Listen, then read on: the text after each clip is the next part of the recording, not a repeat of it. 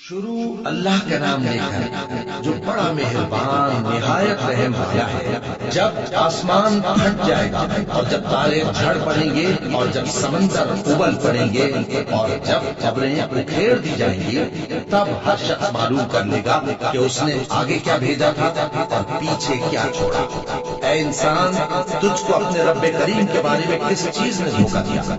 وہی تو ہے جس نے تجھے بنایا، پھر تیرے اعضاء کو درست کیا اور تیری قامت کو معتدل رکھا، جس صورت میں چاہا تجھے جوڑ دیا، مگر افسوس تم لوگ جزا کو جھٹلاتے ہو، حالانکہ تم پر نگہبان مقرر ہیں، یعنی معزز کاتبین، جو کچھ تم کرتے ہو وہ اسے جانتے ہیں۔ بے شک نیکوکار نعمتوں کی بہشت میں ہوں گے اور بدکردار دوزخ میں، یعنی جزا کے دن اس میں داخل ہوں گے اور اس سے چھپ نہیں سکیں گے۔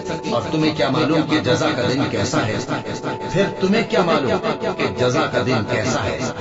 جس روز کوئی کسی کے کچھ کام نہ آ سکے گا اور حکم اس روز اللہ ہی کا ہوگا۔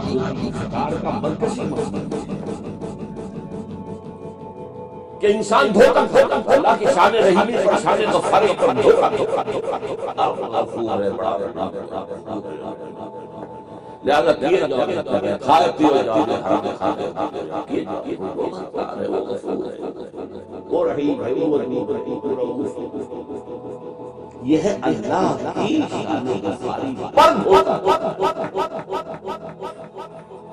چنانچہ یہ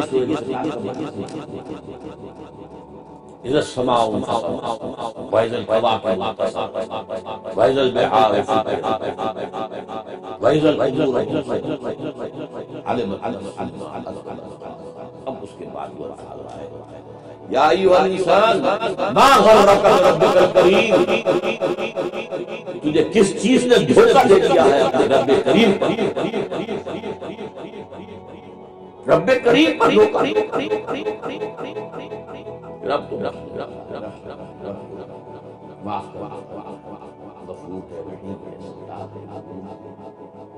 کلا بل تکذبون بالدین، تم جزا و سزا کا انکار کر رہے ہو، اللہ کی غفاری پر دھوکہ کھا کر۔ جزا و سزا اگر اللہ بس غفاری غفارت اگر ستاری ستار ہے تو جہنم جائے گی۔